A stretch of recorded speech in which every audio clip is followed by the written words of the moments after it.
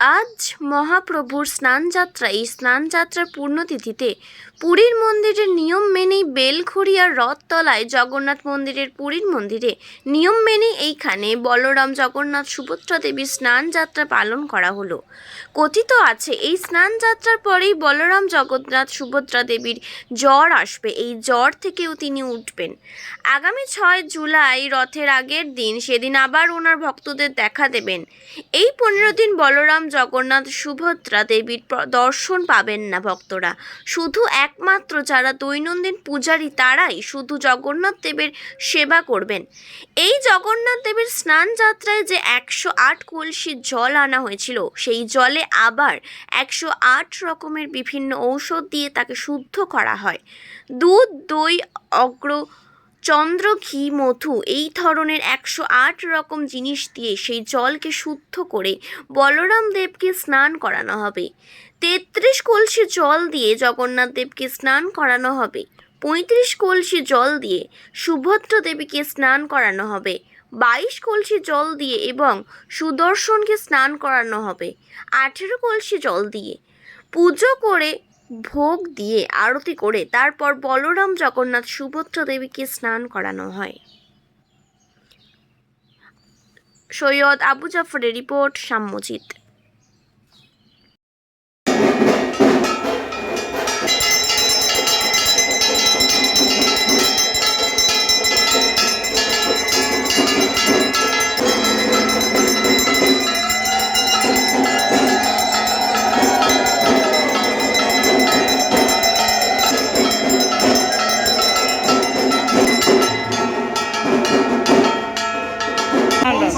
কি কি দিয়ে জলটাকে শুদ্ধ করা হয়, স্নান করানো হয়? জলের ঔষধর সামগ্রী দেওয়া হয়।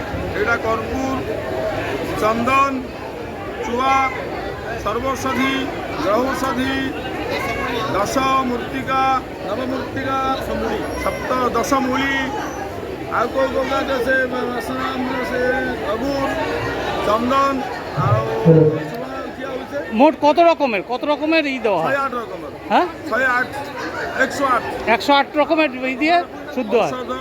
দেওয়া হয়, স্নান হয়। হ্যাঁ, কাকে কত ঘোড়া দিয়ে স্নান করান? বলরাম, জগন্নাথ, সুভদ্রা দেবী? জগন্নাথের 35 কলসে স্নান হয়, বলভদ্র 33 কলসে স্নান হয়, সুভদ্রা দেবী 22 কলসে স্নান হয়, ଆଉ সুদর্শন 18 কলসে স্নান হয়। 108 কলস, 108। এটা কি পুরীর যা নিয়ম?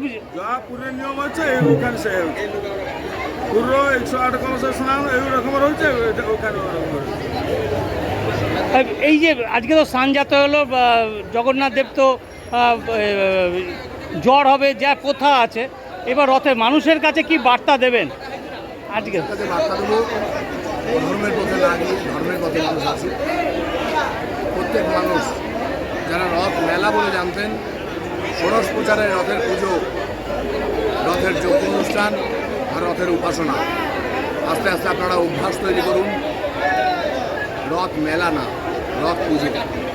আপনারা দুর্গা পুজো দেখেন, কালী পুজো দেখেন, পুজো সম্পর্কে আপনাদের যে ধারণা, প্যান্ডেল, লাইটিং, তার থেকে বেরিয়ে এসে ঈশ্বরের পুজো করুন, ভগবানের পুজো করুন, প্রভুর পুজো করুন, আর তার সান্নিধ্যে নিজেকে নিয়োজিত করুন।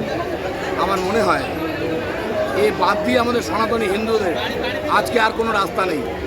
যেভাবে রাজনীতির অবস্থা, আগামী দিন যদি প্রত্যেকে ধর্ম নিয়ে আর ভগবান নিয়ে এই পলিটিক্স শুরু করে, একটা দিন আসবে পলিটিক্সের ভগবান হয়ে যাবে, ভগবান আর ভক্তের থাকবে না।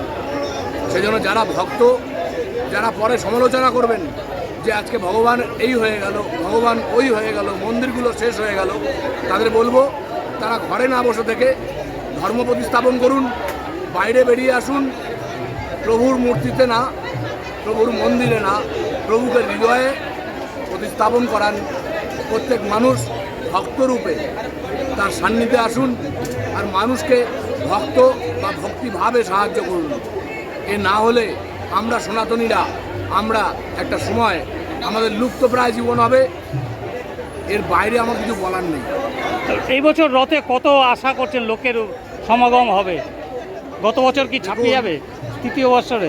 লোক সমাগম লক্ষ লক্ষ হোক, কিন্তু তার মধ্যে থেকে কিঞ্চিত লোক হলেও ভক্ত মানুষ আসুক, প্রভুর সান্নিধ্যে আসুক, সম্মান পদ্ধতিতে প্রভুকে প্রণাম করে সে ভক্ত হোক, ভক্তের পরিচয় দিক, প্রভুর নাম প্রচারে, প্রভুর কার্যকরী প্রচারে সে ব্যস্ত হোক। প্রত্যেক মানুষের কাছে চাওয়া, লক্ষ লক্ষ মানুষ দর্শনের জন্য আসবে। কি দারুণ, কি সুন্দর। আপনাদের বলবো, দুর্গাপুজোর প্যান্ডেল আর লাইটিং দেখে দেখে আমরা যারা অভ্যস্ত, যাদের বাবা মারা নিয়ে গিয়ে 10খানা লাইটিং দেখাবো, 10টা প্যান্ডেল দেখাবো বলে ছোটোবেলার দিয়ে অভ্যাস করিয়েছে, তাদের আজকে উচিত প্রভুকে দর্শন করার, মাকে দর্শন করার, ভগবানকে দর্শন করার। প্যান্ডেল আর লাইটিং দর্শন করার জন্য মানুষ যেন রাস্তায় না নামে, প্রভুকে দর্শন করার জন্য নামুক, প্রভুর সান্নিধ্যে মানুষ আসুক, মানুষ ভক্তপ্রাণ হোক। প্রত্যেকের কাছে এইটাই আমাদের চাওয়া। জয় জগন্নাথ, জয় মহাপ্রভু। কালকে স্নান যাত্রা ছিল, আজ কালকে কলস যাত্রা ছিল, আজকে স্নান যাত্রা। কি কি পদ্ধতিতে কিভাবে জগন্নাথ দেব, বলরাম, সুভদ্রা দেবীকে আপনারা স্নান করালেন? ষোড়শ প্রচারে পুজো, সকাল থেকে পুজো চলছে, এখন প্রভু স্নান হলো। আজকে আমাদের বিধায়ক ছিল, এসেছিল, স্নানের অনুষ্ঠান চলছে। আমাদের পুরীর থেকে পুরোহিতরা এসছে, তারা স্নান কার্য করলেন। কথা এমন বসে গেছে, কথাই বলতে পারছি না। যাই হোক, পুজো চলছে, পুজো হচ্ছে, বেশ রকম পাঠ হচ্ছে। ধর্মীয় অনুষ্ঠান খুব সুন্দর, কিন্তু প্রভুর নিষ্ঠার সঙ্গে কাজ হচ্ছে, পুজো হচ্ছে, স্নান হচ্ছে। ওদের জিজ্ঞেস করুন। এই যে 108টা ঘোড়া দিয়ে স্নান করার জল ভরে আনলেন, কি কি দিয়ে সেটাকে এই করা হয়েছে? এবং আমাদের জলে কি কি যায়? জলের না, চন্দন